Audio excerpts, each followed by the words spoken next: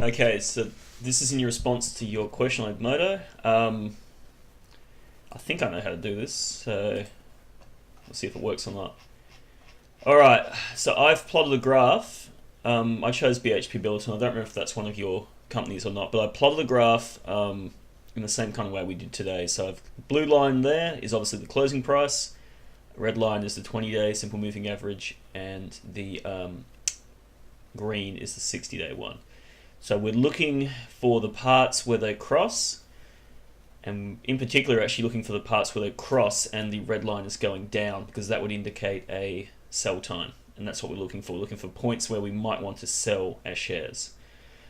So let's say I wanted to zoom in on that one there that I'm just sort of circling with my mouse now. So we want to know exactly where it crosses. That's a bit tricky, but this way should work. What you do is you just kind of grab your mouse and you click on the green line, and it'll bring up a couple of just random choice points on there. And I might use those choice points to determine where I'm going to zoom into. So I might zoom in between this first highlighted point here and this highlighted point here. Yeah, that'll work. If I hold my mouse cursor over that, it comes up with like the coordinates of that point. So this one here, the left-hand point is the 19th of May, 19th of the 5th, 2014.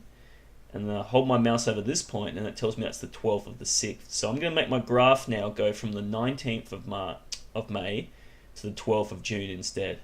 And the way I do that is pretty friggin' simple.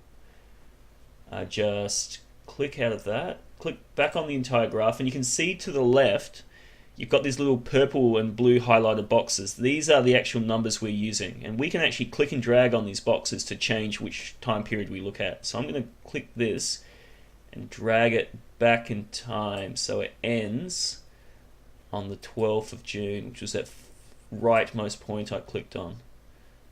So 12th of June, like that. If I go back and look at it now, it ends just after that point crosses, which is what we're...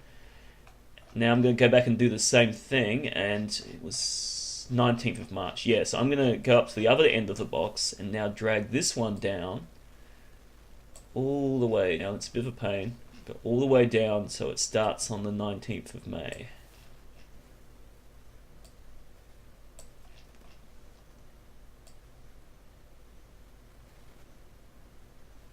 Where are we? 19th of May. There we go. So now that'll start on the 19th of May and end on the 12th, right? What have I done wrong there? Oh yeah, and sorry, I've accidentally dragged that box so it no longer includes the 60-day simple moving average, but that's easy. Go back to the box and drag across like that. Cool. Okay, so that's the point we're interested in there. So what I probably want to do now, I want to actually get my original points back. Remember we made the first graph and it had a dot for each day and it was just unreadable. So we got rid of those dots. We probably want to get them back. So how will you do that? So you click on it. This is a slightly different version of what you've got. This is 2007, so yours will be a bit different. But anyway, it should be more or less the same. Click on the chart tools thing here. Choose... What would you choose? None of those.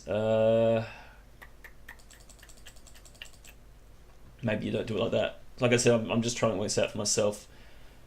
Okay, I know how you do it. You right click there, choose chart type, and then choose this guy instead, which will give you your dots back. Beautiful. Alright. Now, the point where they actually cross is the 9th of June, but in your scenario, you're actually doing this in real time, right? We're looking back in the past now, but if you were an actual investor, you'd be doing this in real time. And you wouldn't know that they were crossed and that the line was heading downwards until, you know, at least a day afterwards. So your actual day that you would look at selling your shares, because the two lines have crossed and the short-term one's moving downwards, would be maybe like the day afterwards or maybe 2 days afterwards. So if I put my mouse on the first point after they cross, on the right, that's the 10th of June. So the first day you'd actually think about selling would be on the 10th of June.